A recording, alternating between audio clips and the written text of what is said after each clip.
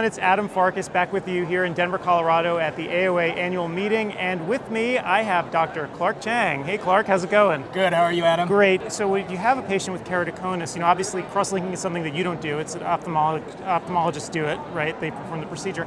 How do you know when it's time to send a patient out? Like when do you make that decision? Right, absolutely. So of course it's fortunately, because I was involved in the clinical trial to start with, so I actually do administer the procedure to the patient under the supervision of my mentor. Wow. And it's actually not uncommon because in a lot of surgical settings, I can train technicians to help us.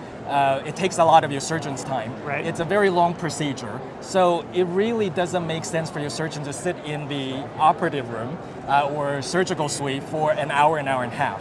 Oh, so no wonder this takes so long. It takes a long time. Yes. And so what can the patient expect after this procedure is done? Any side effects of doing this, or what do they feel when it's all over? Right. And so from the patient's perspective, or at least from our education, how we educate our patients, the early recovery process is very similar to that of a PRK.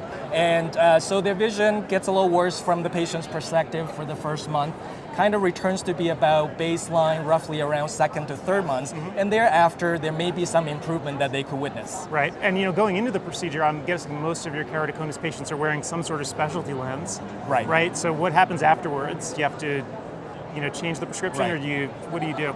Sure, and so obviously it's very important to educate your patient that cross-linking is not a refractive rehabilitation treatment. A lot of patients tend to think that when they're heading into a procedure or surgery, whether it's cross-linking a corneal transplant. So it's very important to educate your patient that, and know that if after epithelium off type of protocol, I personally like to let my patient know that they can expect roughly about 3 to 4 weeks before I would consider refitting them back into a specialty contact lens. Now, fortunately, there's a small group of patients who actually get some visual improvement, and they may or may not need refractive treatment, but most of them will. Right. All right. Well, Clark, thanks so much for this great information. I hope it was useful to everyone, and I guess this conversation will continue online. Absolutely. Thank you for having me.